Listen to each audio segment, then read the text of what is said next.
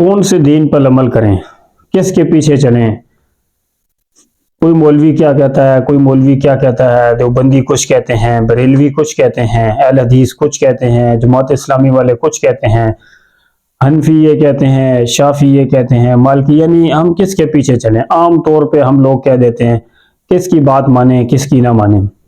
دیکھیں، جن مسائل پر اتفاق ہے نا، ہم وہ کتنی مان رہے ہیں، یہ لمحہ فکریہ ہے ہمارے لیے۔ صبح فجر کی نماز میں 2 سنتیں 2 فرض ہیں، تمام دنیا کے مسلمان اس بات پہ متفق ہیں کہ طلوع آفتاب سے پہلے پہلے یہ 2 سنت بھی 2 فرض بھی ادا کرنے ہیں۔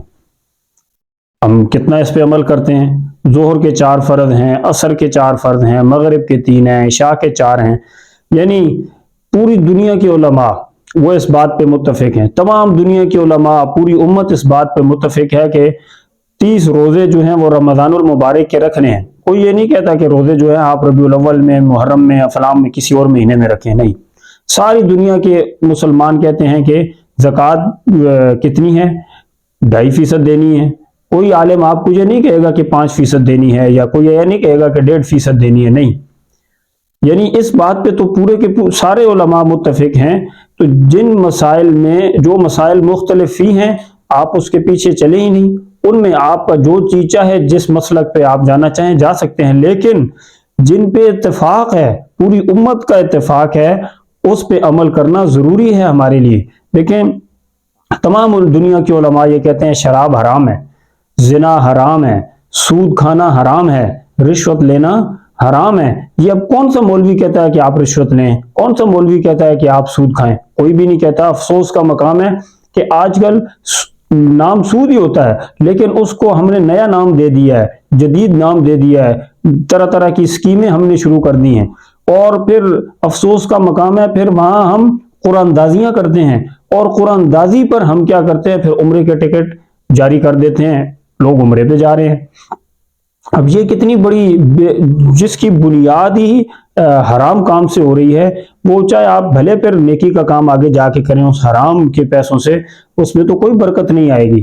دیکھیں، دنیا کا کون سا عالم آپ کو یہ کہتا ہے کہ آپ والدین کے ساتھ حسن سلوک نہ کریں، اچھا معاملہ نہ رکھیں والدین کے ساتھ؟ سارے علماء یہ کہیں گے، چاہے وہ کسی مسلک سے، کسی گروہ سے تعلق رکھتا ہو، وہ آپ کو یہی کہے گا کہ والدین کے ساتھ حسن سلوک والا معاملہ رکھو، اپنے اوس پڑوس میں جتنے بھی ہمسائے ہیں ان کے حقوق کا خیال رکھیں، اپنے رشتہ داروں کے حقوق کا خیال رکھیں، ان کے ساتھ صلہ رحمی کریں۔ کوئی بھی آپ کو یہ نہیں کہے گا کہ ان کے ساتھ آپ صلہ رحمی نہ کریں یا ان سے آپ ناراض ہو جائیں۔ مسلمان کے حقوق کا خیال رکھیں۔ یہ ساری باتیں، جتنی بھی باتیں ہیں، یہ ساری ان باتوں پر اتفاق ہے، اور یہ تمام دنیا کے علماء یہ کہتے ہیں کہ آپ ان باتوں پہ عمل کریں۔ ہم کتنا زیادہ عمل کرتے ہیں، اور پھر جو باتیں مختلف ہی ہیں ان کو بنیاد بنا کر ہم کیا کرتے ہیں؟ بسا اوقات ایک دوسرے کی تکفیر کرتے ہیں۔ تو یہ جو ایک دوسرے کی تکفیر کرنا ہے، یہ خود گمراہی ہے۔ یہ دوسرے کو گمراہ ثابت کرنا یا اس کی تکفیر کرنا، یہ خود بہت بڑی گمراہی ہے۔